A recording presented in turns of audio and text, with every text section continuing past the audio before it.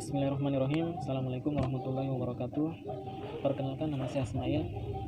Saya perwakilan dari kelompok 10. Baiklah, pada hari ini saya akan menyampaikan materi dari hasil kerja kami yang berjudul Tafsir, Ta'wil, dan Terjemahan. Pertama adalah pembahasan yang akan saya bahas pada hari ini adalah mengenai tentang pengertian tafsir Al-Quran, perbedaan tafsir, ta'wil, dan terjemahan, metode-metode tafsir,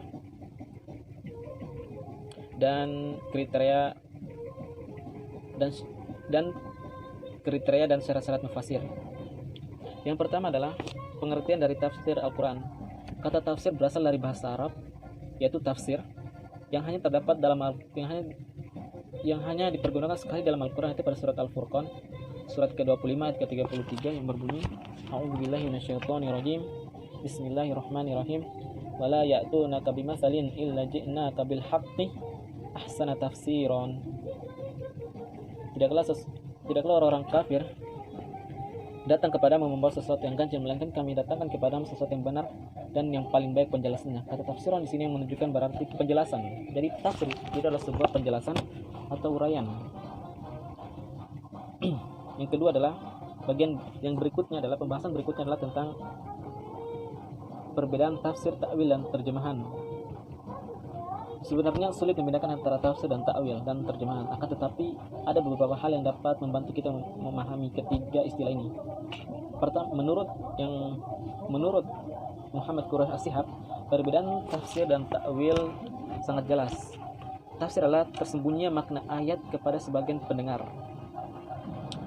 Apabila diisyaratkan lafal-lafalnya dari segi bahasa, nahwu, dan balagh, terpahamlah oleh pendengar dengan baik dan teranglah jiwanya kepada inti tersebut. Sedangkan ta'wil adalah ayat yang mempunyai beberapa makna yang semuanya dapat diterima. Setiap disebut satu makna, maka si pendengar ragu-ragu dan tidak tahu mana dipilihnya. Oleh karena itu, ta'wil banyak kali dipakai oleh ayat mutasyabihat, sedangkan tafsir kebanyakan dipakai oleh ayat muhkamat. Tafsir lebih umum pengertiannya dan ruang lingkupnya daripada ta'wil. Tafsir terdapat pada kata demi kata, sedangkan ta'wil terdapat pada kalimat.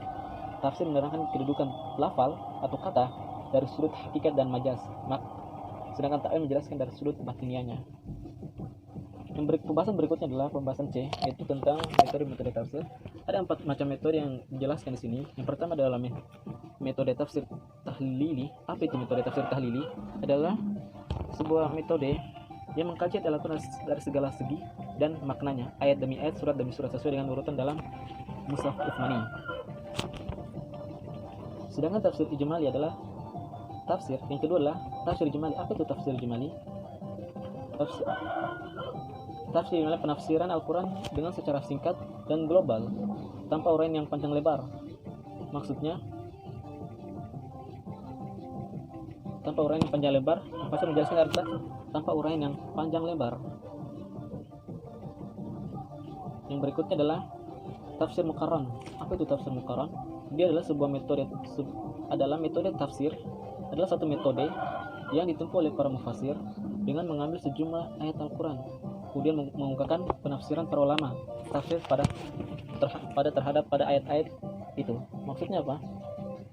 Maksudnya jika seseorang, misalnya contohnya ada seseorang yang ingin menjelaskan sebuah ayat, namun dia belum tahu apa makna dari ayat tersebut, maka dia mengambil pemahaman dari para ulama mengenai ayat ini. Maka ini adalah termasuk dari metode tafsir muqarran, yaitu mengambil pemahaman para ulama tentang penafsiran ayat yang akan dipaparkan.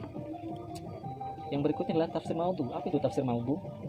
Tafsir maudhu atau tafsir tematik adalah satu metode yang ditempuh oleh seseorang mufasir dengan menghimpun seluruh ayat Al-Quran yang berbicara tentang satu masalah, tema, serta mengarah kepada suatu pengertian dan suatu tujuan. Pembahasan berikutnya adalah kriteria dan syarat-syarat mufasir.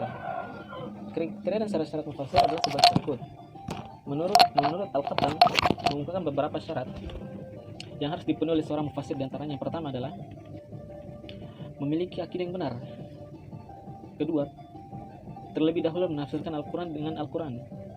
Ketiga, menafsirkan dari sunnah. Keempat, meninjau pendapat para sahabat.